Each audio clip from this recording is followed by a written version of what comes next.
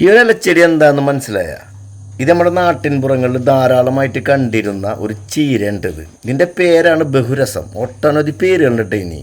എനിക്കറിയാവുന്ന പേരുകൾ ഞാനൊന്ന് പറയാം. മലയച്ചീര, പീലീസ്, പാണ്ടിമുരിങ്ങ, ബ്ലോക്ക് ചീര, മൈസൂർ ചീര, മധുരച്ചീര, ജപ്പാൻ ചീര, ചിക്കുറുമാനീസ്, ഇങ്ങനെ പ്രാദേശിക തലത്തിൽ ഇങ്ങനെ ഒട്ടനവധി പേരുകളിൽ ഇത് അറിയപ്പെടുന്നതാണ്. ഇനി ഞാൻ എന്തെങ്കിലും പേര് വിട്ടുപോയിട്ടുണ്ടെങ്കിൽ അറിയുന്നവരൊന്ന് കമൻറ്റ് ചെയ്യണം കേട്ടോ. അതേപോലെ ഇതിൻ്റെ ശാസ്ത്രീയ നാമം സെറോപ്പസ് എൻഡ്രോജിനസ് എൽമർ എന്നാണ്. ഇത് മുൻപ് കാലഘട്ടങ്ങളിൽ ഇത് നമ്മൾ വേലിയായിട്ട് ഉപയോഗിച്ചിരുന്നു. മതിലിന് പകരം നിരത്തി നട്ടുകൊണ്ട് നമ്മൾ വേലിയായിട്ട് ഉപയോഗിച്ചിരുന്ന ഒരു ചീരയാണിത്.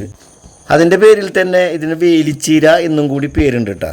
ഇതിൻ്റെ ഒരു ഔഷധ ഗുണം എന്ന് പറയുന്നത് ഒരുപാട് ഒറ്റമൂലി പോലെ ഉപയോഗിക്കുന്ന ഒരു സംഭവം കൂടിയാണിത്. മുലയൂട്ടുന്ന അമ്മമാർക്ക് ഇത് വളരെ ഫലപ്രദമാണെന്നാണ്.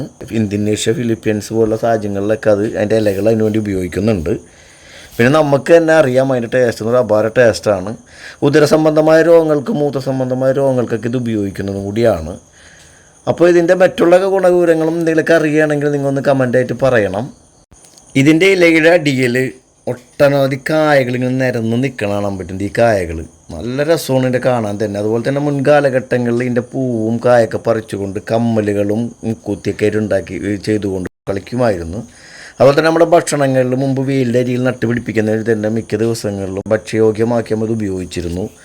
അതിൻ്റെ പേരിൽ തന്നെ ഉദരസംബന്ധമായ രോഗങ്ങളും മറ്റു രോഗങ്ങളൊക്കെ നമുക്ക് കുറവായിരുന്നു. അപ്പോൾ എന്തായിരുന്നാലും ഈ ഒരു സംഭവം കാണുകയാണെങ്കിൽ വെട്ടിപ്പറിച്ച് കളയാതെ പരമാവധി ഇതിനെ സംരക്ഷിക്കുക.